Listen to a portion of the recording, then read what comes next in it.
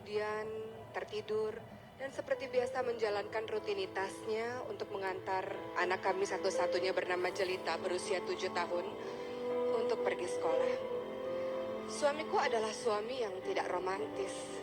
Setiap hari memang dia menciumku ketika dia pergi kerja atau pulang dari kerja, tapi aku tidak memperdulikan begitu sangat karena aku pikir memang dia adalah tipe yang tidak romantis. Suamiku dan aku jarang berbicara satu sama lain. Ketika kami berada di meja makan, seringkali dia sibuk dengan handphonenya, pun aku sibuk dengan handphoneku. Tapi rumah tangga kami baik-baik saja.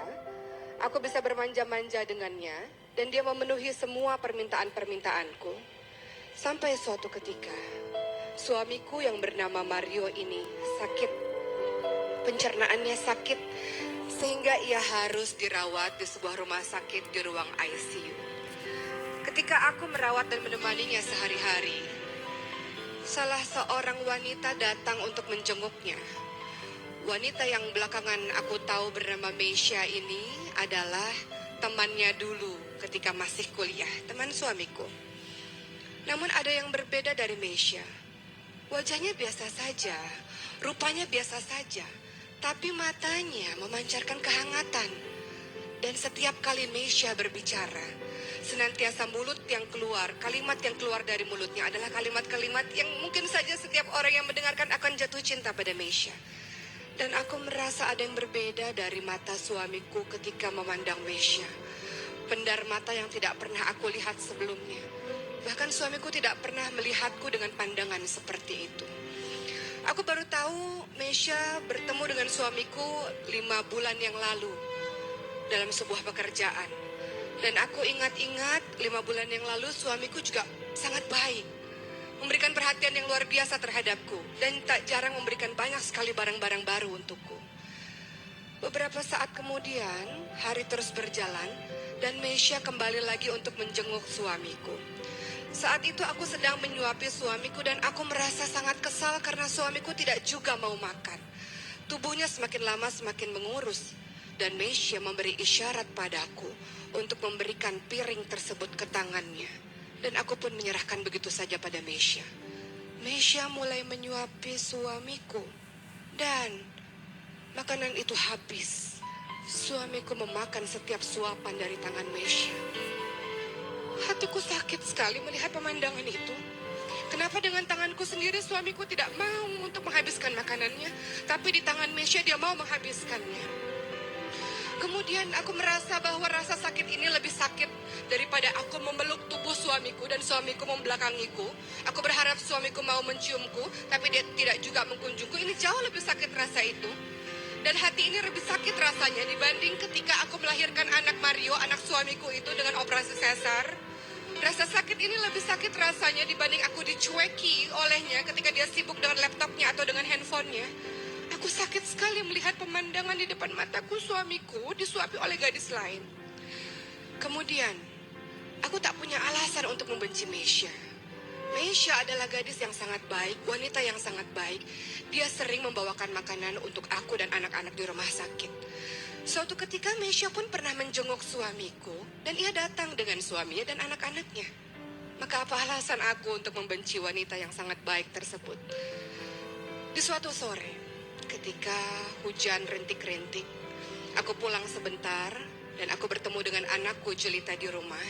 Dan anakku mengatakan, "Mama, aku baru saja menemukan passwordnya ayah. Dan Mama lihat, ayah lagi kirim-kiriman email dengan Tante Meisha. Mama mau baca," kata Jelita. Maka aku pun membaca email yang dikirimkan oleh Mario, suamiku, terhadap Meisha. Dan apa isi dari email tersebut? Suamiku mengatakan, "Meisha, kau tahu, sudah lama aku memendam rasa cinta terhadapmu. Terima kasih Meisha yang telah hadir dalam kehidupanku, dan kau satu-satunya yang ada dalam hatiku. Aku tidak tahu apakah aku mencintai istriku atau tidak. Kalaupun aku mencintainya, itu karena aku adalah suaminya dan dia adalah istriku. Kalaupun aku mencintainya, itu karena dia adalah ibu bagi anak-anakku.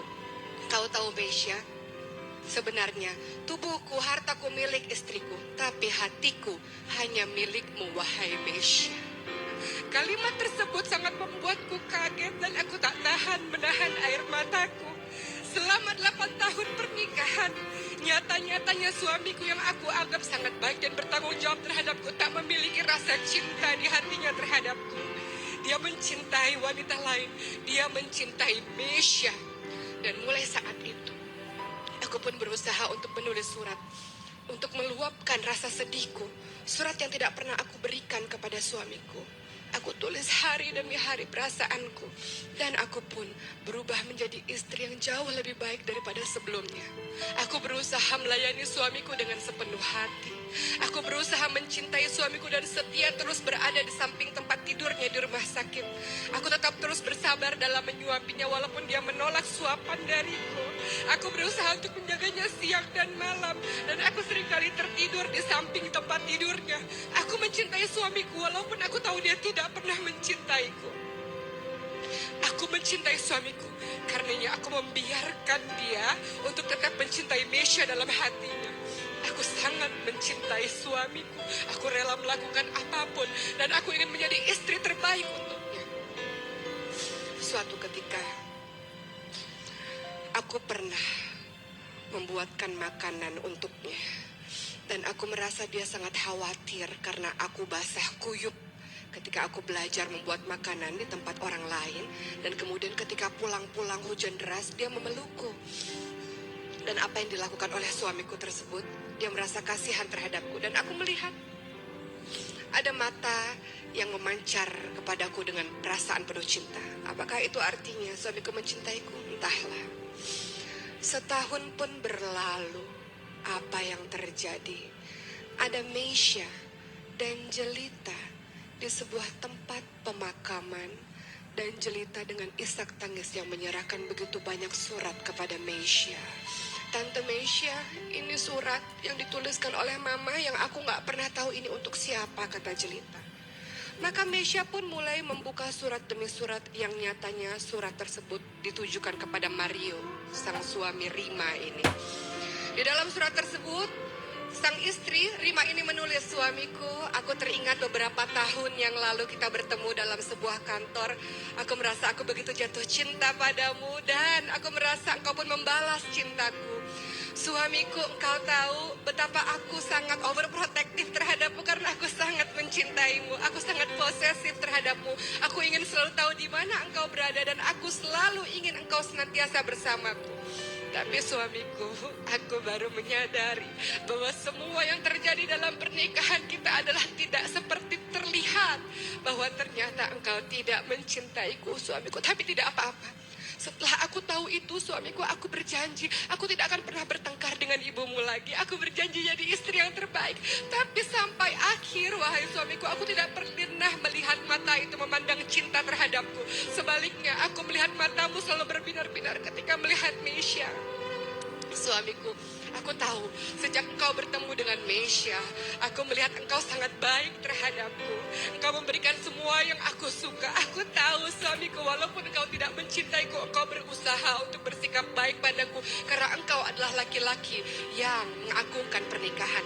Engkau laki-laki yang memegang teguh dalam komitmen pernikahan, walau hatimu tidak bersamaku. Maka suamiku, pada hari ini adalah hari pernikahan kita. Aku tidak ingin terjadi seperti 1 tahun yang lalu ketika engkau pulang dengan larut malam. Aku pada hari ini belajar memasak, suamiku. Belajar memasak rumah Bude Tati, suamiku. Aku menaiki motor dengan hujan yang sangat deras. Aku berharap membuatkan makanan terenak sedunia untukmu, suamiku. Aku berharap engkau bisa mencintaiku setelah merasakan makanan buatanku itu. Namun ketika aku sampai di rumah, kemudian aku melihat bahwa engkau merasa khawatir terhadapku. Aku kaget melihatnya, suamiku, karena aku tahu aku tidak pernah melihat pandangan itu terhadapku. Dan apa yang terjadi, engkau memelukku dan engkau merasa sangat khawatir terhadapku. Aku melihat ada pendar-pendar cinta di matamu. Benarkah itu, wahai suamiku? Ketika Mesya menutup surat tersebut, maka berlinanganlah air matanya. Jelita, sang anak ini mengatakan, Tante Mesya, engkau tahu, Mamaku pada saat itu sedang mengendarai motor dan menjemputkan aku ke sekolah. Lalu mama memarkir motornya di samping jalan. Mama dengan wajah bahagia dan sumringah berjalan menyeberang untuk menjemputku. Namun ternyata ada mobil yang sangat cepat berjalan dan kemudian menabrak badan dari ibuku. Menabrak badan dari mamaku dan kemudian mamaku terpental, wahai Tante Misha. Dan aku sempat melihat badannya bergerak-gerak sedikit dan melihat ke arahku sampai akhirnya ia memejamkan mata untuk selama-lamanya. Mamaku sudah tidak ada lagi, wahai Tante Misha. Maka Misha pun tidak sanggup lagi menahan air matanya. Kemudian ia mengambil surat di dalam tasnya, surat yang sudah dia print, email dari sang Mario ini, dari suami istri yang telah meninggal ini. Surat yang sejatinya ia mau memberikan kepada Rima. Apa isi surat itu? Misha, aku baru menyadari setahun belakangan ini istriku telah berubah menjadi istri yang sangat baik. Kau senantiasa menyarankan aku untuk mencintai istriku. Maka ketika itu dia pulang dengan keadaan basah kuyup dan aku sangat khawatir terhadapnya. Wahai Misha, kau tahu aku berniat untuk membelikan mobil untuknya agar dia tidak kehujanan lagi. Bukan karena dia adalah ibu bagi anak-anakku, tapi karena aku baru merasa dia adalah belahan jiwaku. Ya Misha, aku sudah jatuh cinta pada istriku. Terima kasih Misha, aku bisa melupakanmu. Aku mencintai istriku. Surat itu di tangan Misha bergetar. Ia ingin menyerahkannya kepada Rima, tapi Rima sudah tidak bisa lagi untuk membaca surat tersebut. Dan Misha pun mengarahkan pandangannya kepada laki-laki yang bernama Mario yang memeluk sangat erat nisan dari seorang istri yang telah diabaikannya selama ini. Maka Mario memeluk nisan itu dengan sangat kuat dan ia menangis sejadi-jadinya tanpa berucap sepatah kata pun. Lihat, akulah suami, kata Mario, orang yang memang telah berselingkuh pikiran dan hati, memikirkan wanita lain, bukan memikirkan istriku sendiri. Maka Mario pun terus menangis dan Misha mengatakan, lihat, inilah kisah bagaimana baru merasakan cinta yang sangat dahsyat ketika orang itu telah tiada. Kisah ini mendatangkan pembelajaran berharga untuk kita. Mungkin kita tidak berselingkuh secara fisik, tapi pikiran dan hati kita memikirkan pria lain. Pikiran dan hati kita memikirkan wanita lain. Rumah tangga yang sejatinya di dalam Al-Quran dikatakan sebagai mistakon walizo, sebagai seorang perjanjian, sebagai sebuah perjanjian yang kokoh. Kemudian kita nodai dengan apa? Dengan kita memikirkan orang lain. Ingat, pernikahan adalah perjanjian, adalah amanah. Bagaimana kita sejatinya berusaha mencintai pasangan kita karena dia yang terbaik, karena dia jodoh yang terbaik yang diberikan oleh Allah Subhanahu wa Ta'ala. Maka hindarkan diri kita dari memikirkan orang lain, memikirkan orang yang haram untuk kita, dan senantiasa luruskan pikiran kita, hati kita untuk mencintai suami, untuk mencintai istri yang dihalalkan Allah untuk kita. Insya Allah mudah-mudahan kita menjadi pasangan yang saling menjaga kesetiaan satu sama lain. Maka kehidupan rumah tangga sakinah, mawaddah, warahmah insya Allah mudah-mudahan menjadi pembelajaran.